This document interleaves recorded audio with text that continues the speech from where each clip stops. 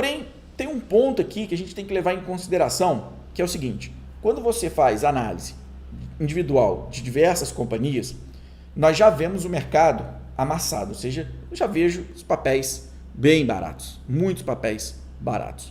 Tá? E é sobre isso que eu quero complementar essa nossa super quarta de hoje. Então vamos lá. Nós temos, então, olhando para o índice Bovespa, a gente tem uma possibilidade de que ele possa trabalhar abaixo de 96. Ele não consegue consolidar uma recuperação, um repique, algo em torno de 110, por ali. Ele não consegue fazer essa consolidação. Logo, a gente fica ali na espreita de uma possibilidade dele vir abaixo de 96. Ok, a gente não sabe o futuro, é renda variável. Renda variável chama renda variável porque a gente não determina quanto vai estar isso amanhã. Só que aí vem uma pergunta, né? A gente olha, por exemplo, para o PL da Bolsa e vê um PL em níveis extremamente baixos, né? Como nunca antes na história desse país, nós tivemos um PL na Bolsa tão baixo. Você olha para algumas ações, elas estão extremamente amassadas, ou seja, extremamente baratas do ponto de vista de valuation. Tá? Era preciso que a economia assim, ela degringole de uma forma tão forte para que justifique um drive para que essas empresas sejam negociadas a múltiplos menores ainda. O que eu quero dizer com isso? Pode perder 96? Pode. Claro que pode. E eu não sei para onde vai. Só que é o seguinte, para perder 96 eu preciso de um drive. Eu preciso de algo que impulsione o mercado para baixo. Ou seja, eu preciso de uma notícia ruim. Muito ruim. Ok? Muito ruim. Por quê?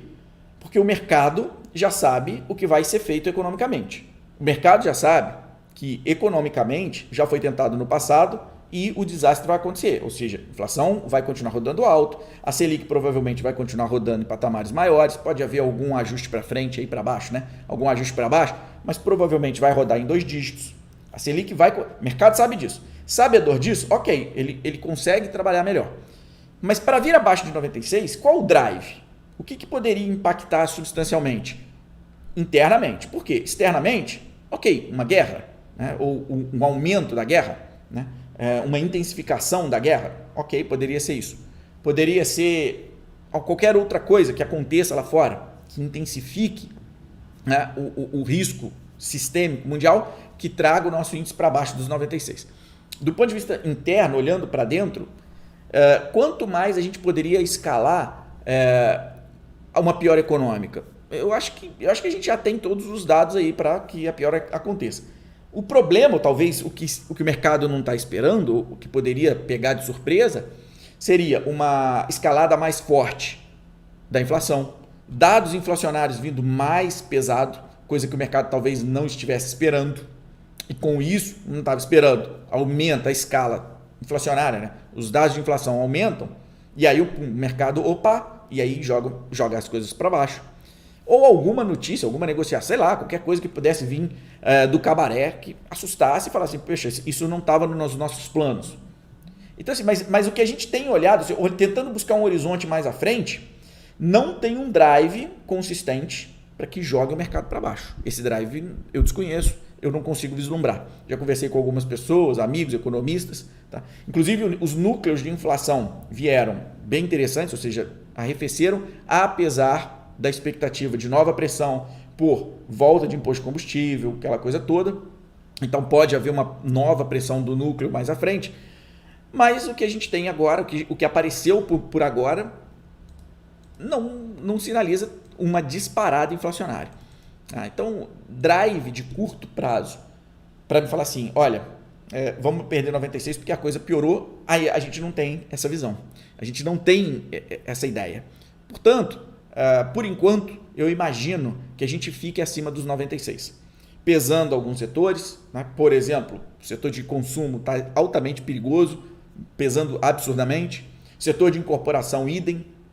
Enquanto outros setores acabam tendo uma performance um pouco melhor, acabam tendo uma aderência, né, melhor ao cenário atual. Ou seja, o stock picking, que eu já venho falando já algumas super quartas, né, ele se torna até mais importante num momento como esse. Não é hora de inventar moda, não é hora de tomar um risco muito elevado em ações ou empresas que poderiam dar um salto maior, né? Ter uma alta mais relevante. É hora de você fazer o básico, né? Flight to quality, ou seja, pega aquelas empresas que você já analisou, já conhece, já gosta. sabe do crescimento que está ali embutido, da capacidade de geração de caixa, do lucro e das margens boas. Muito importante se apegar a boas margens e não ficar ali tentando empresas, né, porque estão amassadas. Eu vou comprar porque está amassado e vai repicar, vai melhorar, está muito barato porque já caiu demais. Toma muito cuidado com isso. Então é hora de você fazer esse voo flight quality. Veja bem, o flight quality, ou seja, ir para ativos de qualidade, ou seja, empresas de qualidade, não significa comprar Vale, não estou dizendo isso. São empresas que você já analisou, que você conhece, você sabe o caminho que elas estão seguindo, né? Top line crescente, que você conhece a estrutura da empresa, conhece os projetos, conhece tudo. É isso, tá? Não significa que, Vale é boa, pronto, comprei. Não é isso. Tá? Continue comprando aquilo que você já analisou, gosta.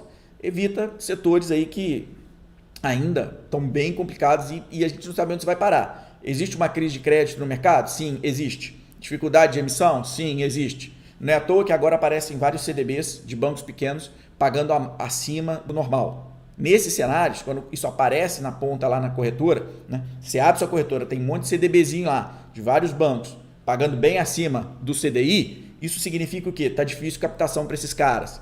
Então eles começam a pagar mais. Começam a buscar atrair aquela pessoa que fica olhando taxa e topa tomar um pouco mais de risco. Então isso é um sinal, para quem está do outro lado, pessoal, isso é um sinal de que, estão precisando pagar mais para tomar dinheiro.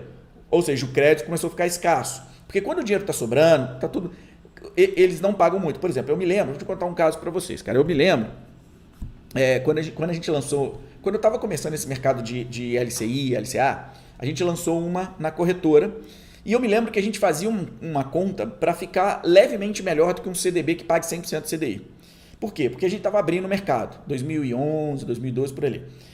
Quando o mercado se aqueceu e o mercado começou a demandar muito LCI, por quê? Porque tinha o mote da venda de isenção fiscal, e aí o brasileiro acho que fez a grande vantagem do mundo, comprei um produto que não vai pagar imposto, só que do outro lado a gente fazia conta, né? Claro, a gente ia na ponta do lápis as contas. O que aconteceu? Quando isso aconteceu, quando o boom aconteceu, o percentual que era oferecido das LCIs começou a cair.